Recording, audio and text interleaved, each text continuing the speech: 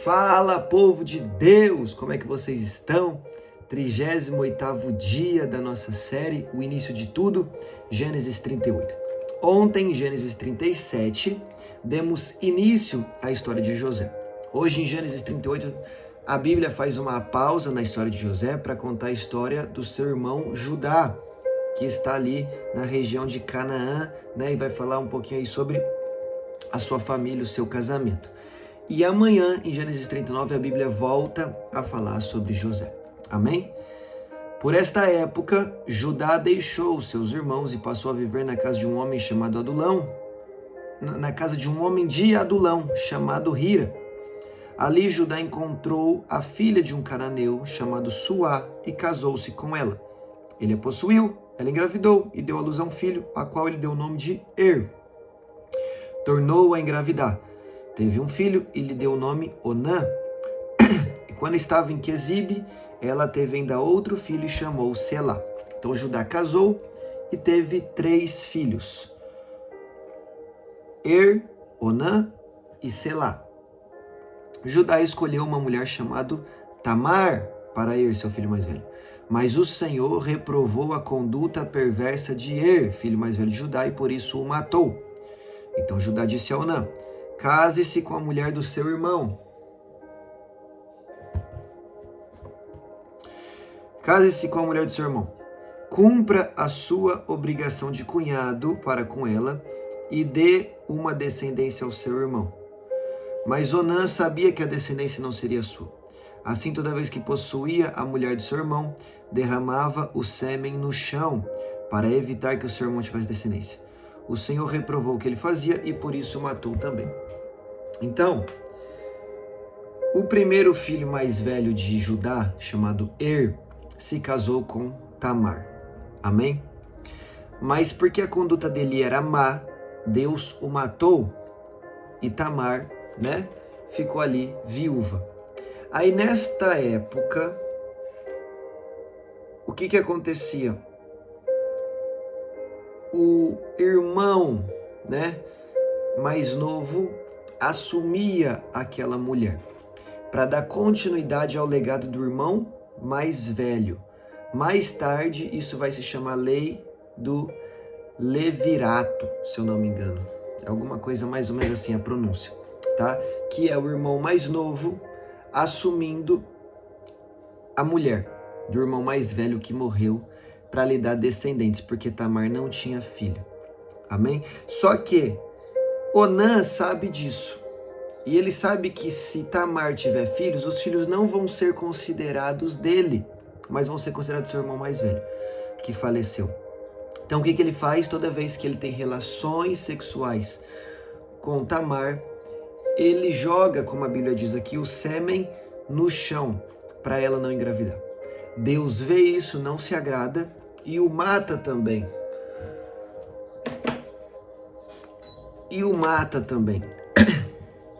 Versículo 11. E disse então Judá a sua nora Tamar: more como viúva na casa do seu pai, até que o meu filho Selá cresça.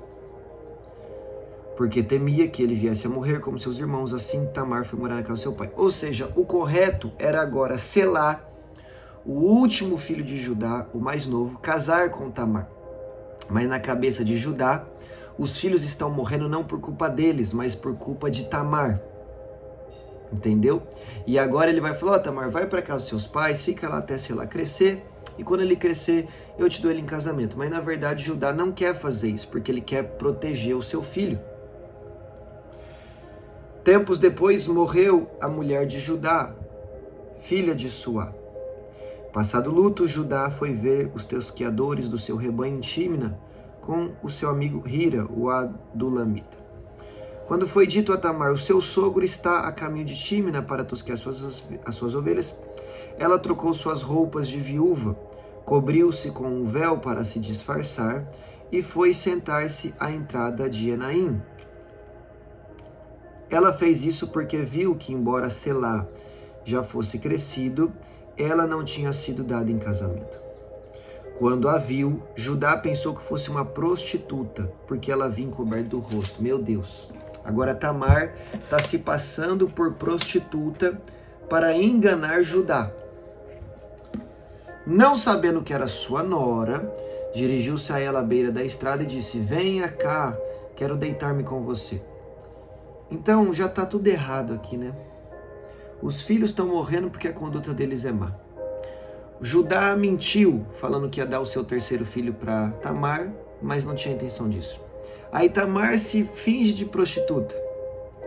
Judá se deita com uma, entre aspas, prostituta. Ela lhe perguntou: o que você me dará para deitar-se comigo? Disse ele: eu lhe mandarei um cabritinho do meu rebanho. E ela perguntou: você me deixará alguma coisa como garantia até que mande? Disse Judá: que garantia devo lhe dar? Respondeu ela: o seu selo com o cordão e o cajado que você tem na mão. E ele entregou isso e a possuiu. E Tamar engravidou. Ela se foi, tirou o véu e tornou a vestir as roupas de viúva. Judá mandou um cabritinho por meio de seu amigo Adulamita, a fim de reaver a mulher de sua garantia, mas ele não a encontrou. E perguntou aos homens do lugar: onde está a prostituta cultual que costuma ficar à beira do caminho de Enaim? E eles responderam: aqui não há nenhuma prostituta cultual. Assim ele voltou a Judá e disse: não a encontrei. Além disso, os homens do lugar disseram que não há lá nenhuma prostituta. Disse Judá: fique ela com o que lhe dei.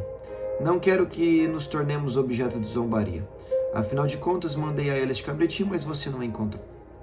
Cerca de 3 meses mais tarde, disseram a Judá: sua nora Tamar prostituiu-se e na sua prostituição ficou grávida. Então Judá não sabe que ele se deitou com Tamar. Mas 3 meses agora depois, chega a notícia de que Tamar está grávida a Judá, mas ele não sabe que é dele. Disse Judá: tragam-no para fora e vamos queimá-la viva. Quando ela estava sendo levada para fora, mandou o seguinte recado ao sogro: estou grávida do homem que é dono destas coisas. E acrescentou: veja se o Senhor reconhece a quem pertence este selo, esse cajado e esse cordão. E Judá os reconheceu e disse: ela é mais justa do que eu, pois eu devia tê-la entregue ao meu filho Selá. E não voltou a ter relações com ela. Ou seja, o pecado de Tamar a primeiro momento é exposto. E o que Judá fala? Vamos queimá-la. Mas quando vem à tona que ela está grávida dele, e agora o seu pecado também vem à tona, ele fala: ela era mais justa do que eu. Mas não fala: vamos me queimar vivo, né? Porque é muito fácil apontar o erro de alguém que veio a público. Quando você e eu também erramos, mas talvez a única diferença é que o nosso pecado não veio a público. Hoje em dia na internet o que mais tem são páginas e páginas crescendo e crescendo muito, porque só postam lá o erro das outras pessoas. Qual é a diferença da pessoa que está sendo publicada e da pessoa que está publicando? A que está publicando não tem a sua vida exposta. Só isso. Mas todos nós erramos. Tamar errou, mas Judá também errou. Mas Judá se sente na condição de queimar a Tamar, porque o seu erro está escondido enquanto o dela foi exposto. Será que somos tão melhores assim do que as pessoas que julgamos? Ou será que a única diferença é que a nossa vida não está exposta? Numa proporção pequena até, considerada a grandes homens e pessoas famosas aí, tanto do meio cristão quanto do meio secular, a minha vida é um pouco exposta na internet. E muitas pessoas me batem todas as semanas, todos os meses. Falam sobre erros que eu cometi, falam mentiras sobre mim. Será que essas pessoas que falam de mim são tão melhores do que eu? Ou será que a única diferença é que eu me exponho um pouquinho mais na rede social? O que eu quero te dizer é: nenhum nem outro aqui está certo. Mas que nós não venhamos a cometer nenhum erro desses aqui. Mas na sociedade de hoje, que a gente não venha a ficar apontando o dedo para o erro das pessoas, somente porque o erro dela veio à tona. Até porque, Moisés, você matou um egípcio e escondeu o corpo debaixo da areia, achando que vai esconder o seu pecado? Uma hora o vento bate, a areia voa e o corpo fica exposto. Moisés matou um egípcio e escondeu debaixo da areia, achando que ninguém saberia daquilo que ele fez. Mas pouco tempo depois ele percebe que as pessoas sabem do seu erro. Imagina que feio. Ele não fez, mas imagina que feio. Se Moisés tivesse matado o egípcio, encoberto o corpo debaixo da areia e depois ter saído por aí apontando o erro dos outros. Imagina que feio que seria virarem para ele e falar: Moisés, todo mundo sabe o que você fez também. Você está querendo apontar o dedo para os outros, condenar os outros. Imagina a vergonha. Eu não aponto o meu dedo para ninguém porque eu sei que eu tenho falhas, ainda que as pessoas não saibam. E o conselho que Deus está te dando é: não aponte o dedo para as pessoas, porque você também tem falhas. Talvez a única diferença é que as pessoas não sabem. Não seja o dedo que aponta. Não seja a boca que fala: vamos jogar fogo nela. Mas seja a mão que ajuda a levantar. Seja a boca que declara a perdão para você na presença de Jesus. Porque até mesmo aquela mulher que foi pega em adultério, João 8, se eu não me engano, todo mundo estava ali pronto para apedrejá-la. Mas Jesus falou: atire a primeira pedra aquele que não tem pecado. Em outras palavras, o pecado dela está exposto. Mas se vocês não têm pecado no secreto, atire a pedra. Nenhum atirou, porque todos tinham pecado. Ainda que a sociedade não soubesse, eles pecaram. Então, que atire a primeira pedra aquele que nunca errou. O único que pode fazer isso é Jesus. E ele não atira a pedra. Ele estende a mão. Ele não concorda com o nosso erro, nosso pecado. Ele diz para a mulher: vá e não peques mais. Ele não concorda com o nosso pecado. Mas ele também não nos apedreja. Ele nos estende uma oportunidade de perdão e misericórdia. Então que nós sejamos mais misericordiosos. A Bíblia diz assim: não seja demasiadamente justo e nem demasiadamente mau. O que é não ser demasiadamente justo? O que é isso? Como assim a Bíblia está falando para eu não ser justo demais? Não, a Bíblia está falando: não aplique justiça de forma demasiada. Aplique mais misericórdia do que justiça. Porque com a medida que você julgar os outros, você também será julgado. Com a medida que você aplicar justiça sobre os outros, a justiça também será aplicada sobre você. E aí? Será que você passaria no seu crivo? Será que você seria aprovado no seu método de avaliar os outros? Existem pessoas muito críticas, mas a verdade é que essa própria pessoa não seria aprovada no seu critério de avaliação. Então não seja demasiadamente justo, não seja demasiadamente crítico, não aplique demasiadamente justiça, porque isso vai voltar para você. E eu tenho certeza que quando voltar para você e quando voltar para mim, eu gostaria de ser recebido com mais misericórdia do que justiça, porque eu sei que eu preciso de perdão. Então, seja mais misericordioso do que aplicador de justiça. Amém? Versículo 27. Quando chegou a época de dar à luz, havia gêmeos no ventre de Tamar. Enquanto ela dava à luz, um deles pôs a mão para fora. E então a parteira pegou um fio vermelho e amarrou-o no pulso do menino, dizendo: este saiu primeiro. Mas quando ele recolheu a mão, o seu irmão saiu, e ela disse: então você conseguiu uma brecha para sair? E lhe deu o nome de Pérez. De Pérez vem a descendência do rei Davi, tá bem? E depois saiu o seu irmão, que estava com o fio vermelho no pulso, e foi-lhe dado o nome de Zerá. Então aqui eu quero dizer duas coisas. De Pérez, que foi o mais velho, veio a descendência do rei Davi. Do rei Davi veio o rei Jesus. Tá? Então Jesus é dessa descendência aqui.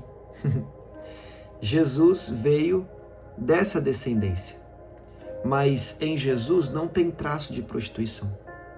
Em Jesus não tem traço de mentira. Em Jesus não tem traço de maldade, apesar que aqui nós vemos tudo isso. Então, a primeira mensagem que eu quero deixar para você é: você não é necessariamente o que a sua família foi.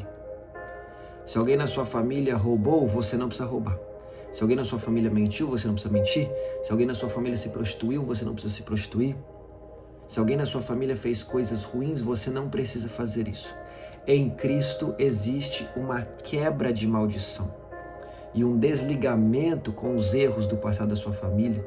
Em Jesus somos nova criatura, 2 Coríntios 5,17. Então eu e você não precisamos ser reféns dos erros dos nossos antepassados. Porque Jesus vem dessa genealogia, onde houve mentira, prostituição, maldade. Mas Jesus não é mau, não se prostituiu e não mentiu. Amém? Você não é refém do erro dos seus pais, dos seus avós, dos seus bisavós. Você não precisa ser refém disso. Na cruz do Calvário, aos pés de Jesus, existe quebra de maldição e existe uma nova vida. Amém? E o que acontece aqui? Zerá foi o filho mais novo. Mas antes de nascer Pérez, Zerá colocou a mão para fora e colocaram uma fitinha no seu pulso.